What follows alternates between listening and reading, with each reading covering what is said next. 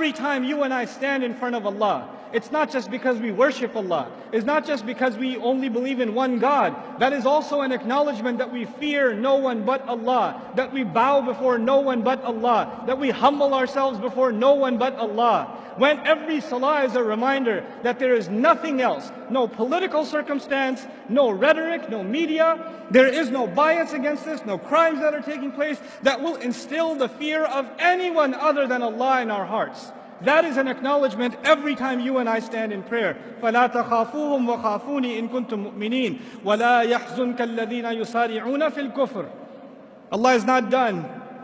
He says, don't let those who are making a lot of efforts for furthering the cause of disbelief, those who are making so many efforts to destroy Islam, those who are making so many efforts to turn believers into disbelievers, those who are making so many efforts to further kufr on the earth, disbelief and disregard of God on the earth. They make a lot of efforts. They have a lot of money. They have a lot of resources. They have a lot of tools.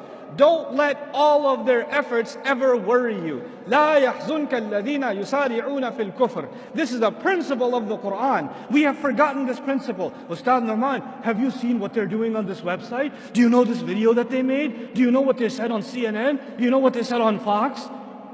Why don't you just recite لا يحزنك الذين يسارعون في الكفر?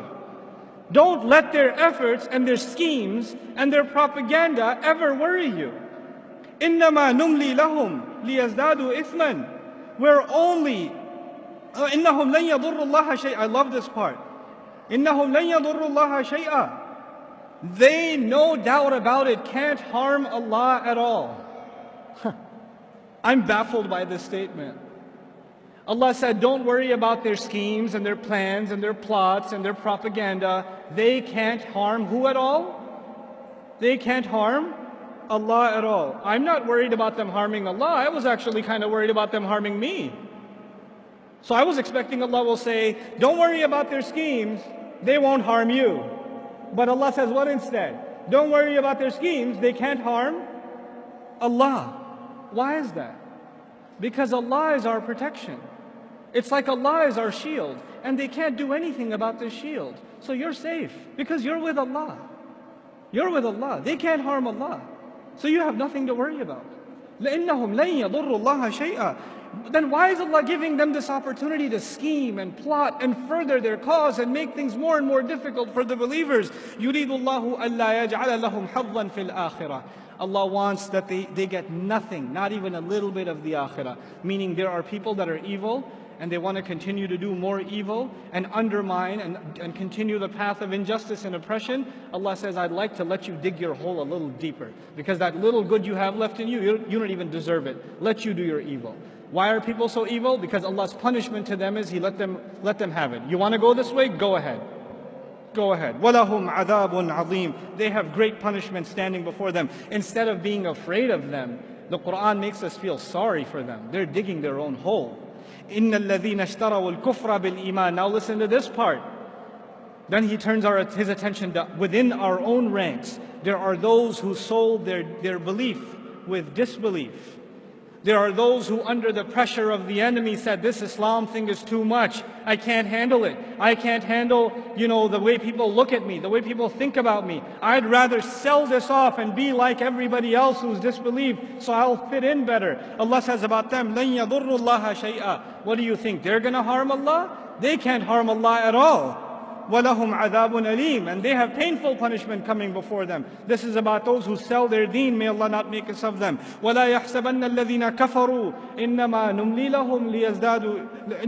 لَهُمْ خَيْرٌ لِأَنفُسِهِمْ. Don't allow the disbelievers, the enemies of Allah's deen, don't allow the vicious enemies of the Prophet ﷺ to ever think, don't you dare think about them, that the stuff that they do is good for them. The extension Allah has given them is good for them. I'd like to give you an analogy here so it'll help you understand what's happening in this ayah. You have a rabid dog, a crazy dog who goes and bites whatever. And then somebody says, why don't you just put it on a leash? And what Allah does is He puts this dog on, like you could say, 1,000-foot leash. It's a really long leash. The thing is, for 999 feet, this dog thinks that it's running free. Doesn't it? If you put it on a 1-foot leash, it can't move. But if you put it on a 1,000-foot leash, it's going to run around and never feel like a choke. But Allah says, I only extend for them, release them, give them more room. You want to do evil stuff? You want to do kufr stuff? Go ahead, do more. Try to hurt the cause of Islam more. Propagate lies against Allah's Prophet more. Say vicious things about the Quran more. Go ahead, go ahead, go ahead. Because that same dog, when it's running full speed and it hits foot 1,000, what happens to him? He gets choked, doesn't he? And that choke is way harder when he's running full speed than it would have been if it was 1 foot long. That's the plan Allah has for them. Let them dig their hole. Let them choke themselves. إِنَّمَا نُمْلِي لَهُمْ لِيَزْدَادُوا إِثْمًا. We only give them extension so they can earn more sins. وَلَهُمْ عَذَابٌ مُهِينٌ الْجَزَاءُ مِنْ جِنْسِ الْعَمَلِ كَمَا يُقَالُ. Allah says, and they will have humiliating punishment. Why did Allah say they have humiliating punishment? Allah usually says great punishment, painful punishment, but this time He says humiliating punishment. Why? Because when they try to humiliate the deen of Allah, then the only fair punishment is that they shall face humiliating punishment. Then Allah turns His attention to you and me and says, مَا كَانَ اللَّهُ لِيَذَرَ الْمُؤْمِنِينَ عَلَى مَا أَنْتُمْ عَلَيْهِ. Allah is not one to leave you alone in the state that you're in. Allah will not just leave you be and let you just think that you have faith.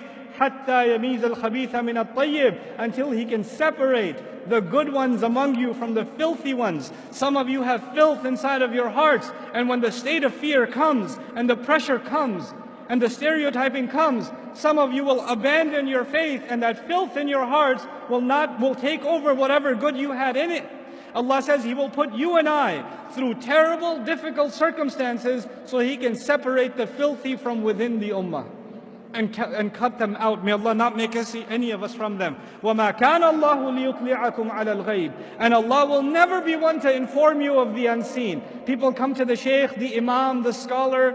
They come, what do you think? When is all this fitna going to end? When are things going to get better?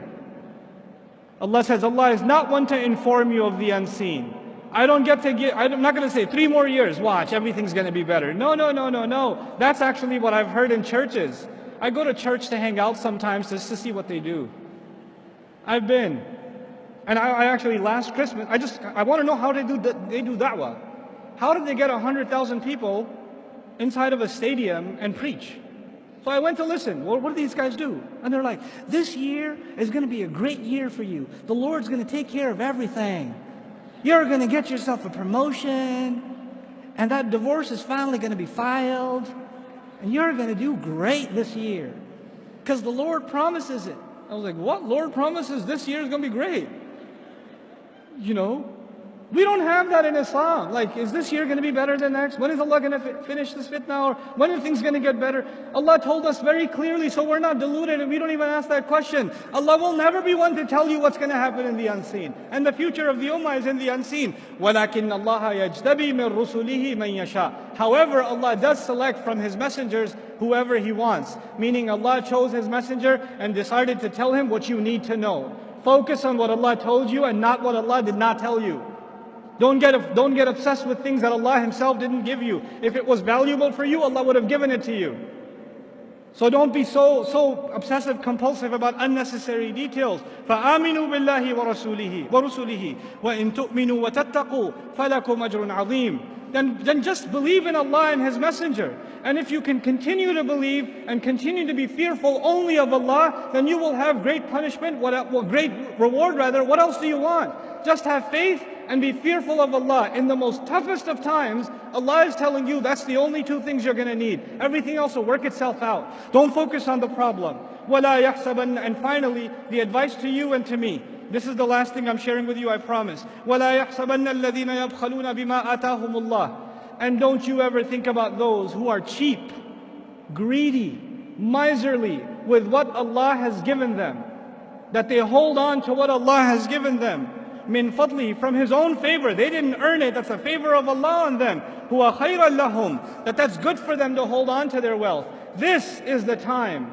This is the time where the young people, they're going to have to give up their free time that Allah gave them.